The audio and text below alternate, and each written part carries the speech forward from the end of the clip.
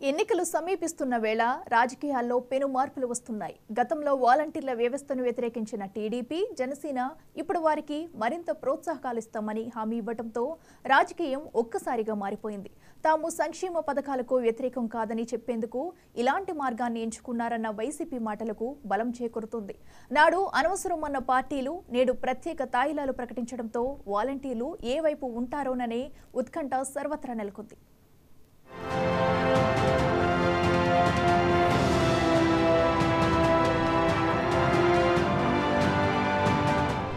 AP ఎన్నికల్లో వాలంటీరుపై వేలంపాట మొదలైంది.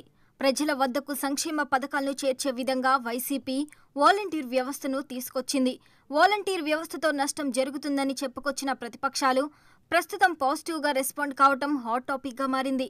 రాష్ట్రంలో 2.5 లక్షల మంది వాలంటీర్లు ప్రతి గడపకు వెళ్లి సంక్షేమ పథకాల అమలు కోసం పనిచేస్తున్నారు. ఓ రకంగా ప్రభుత్వం ప్రజల మధ్య వీరు వారధిగా ఉన్నారనేది అందరికీ తెలిసిన విషయమే.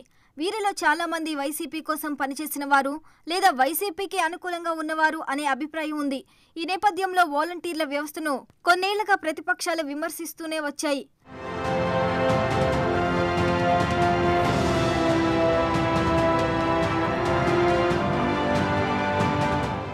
ప్రజల వ్యక్తిగత డేటాను వాలంటీర్లు సేకరించి బయటకు ఇవ్వటం ద్వారా ఎన్నో అరాచకాలు జరుగుతున్నాయని ప్రతిపక్షాలు ఆరోపించాయి.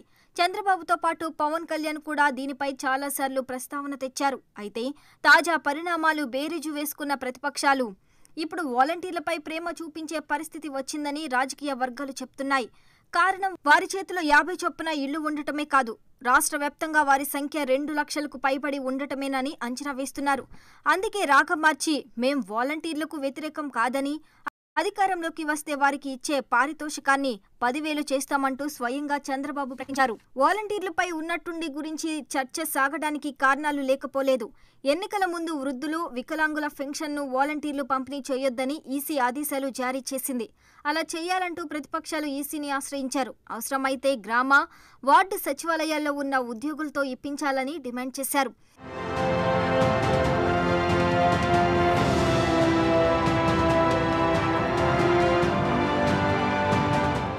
దీంతో పరిస్థితి మారింది. పెన్షన్లను తీసుకునే వారంతా సచివాలయ వద్దకు రావాలని ఉద్యోగులు చెప్పడంతో వృద్ధులు, వికలాంగులు అక్కడికి వెళ్లి ఎండలోనే పెన్షన్ తీసుకున్నారు.